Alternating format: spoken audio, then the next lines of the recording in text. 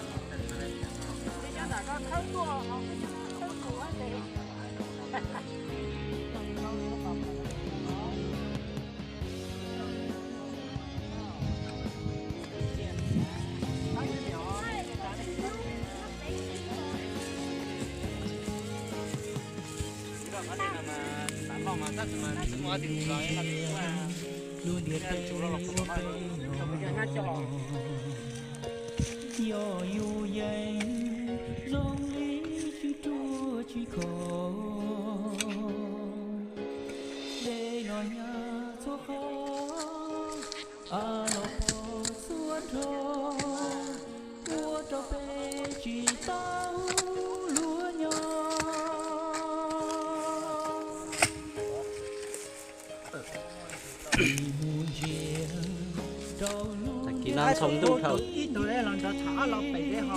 Đó, có đúng bê chả nè. Cái này đấy. Lúc bê hồi đi không nọ, đi không nọ. Sánh đất chứ nè. Không. Liệu chỗ hai đấy, trên lưng xe đấy giờ. Không sánh không ấy à?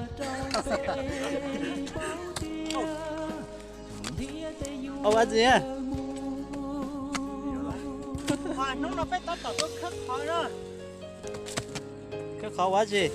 Nó phải khắc khó. Khó ca mày à?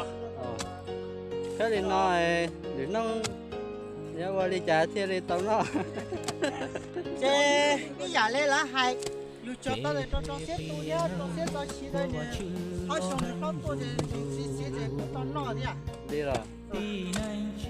Ok. Cho tôi tao nó. Bây giờ ní.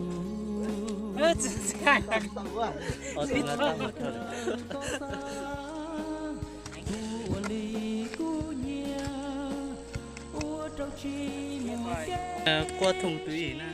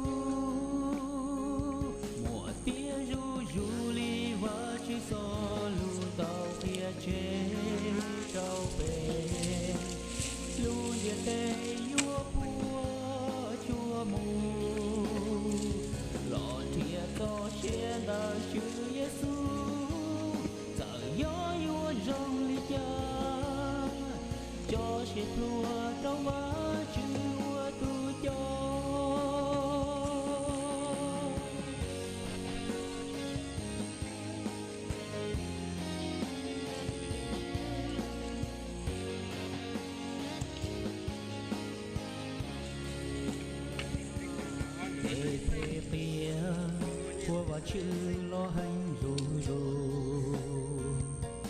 tí này chi nghiêm lắm và chữ cho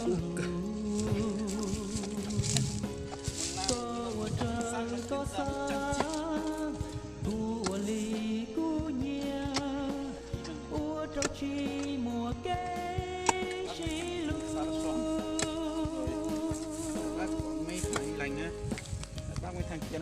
mùa rồng say gió hậu và chữ có lu dành hai mình tia thâu nhau tê nọ mùa chuối chén thiệt cho cháu gió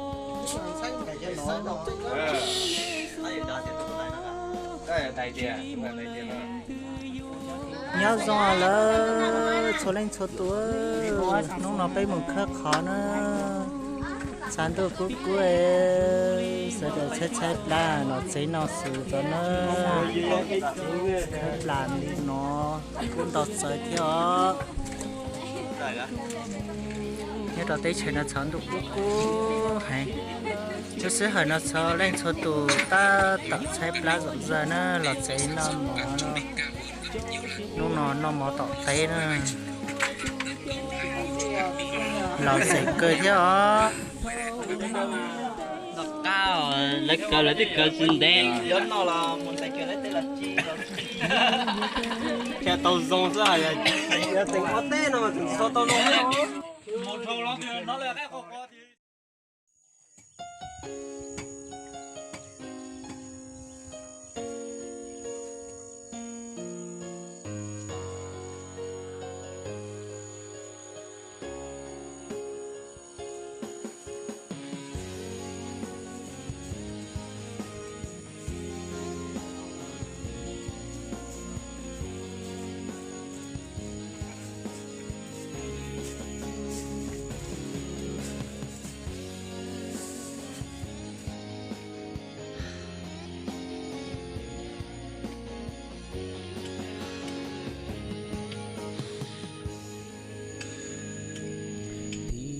thì luôn điệt bê ua bê nhỏ nọ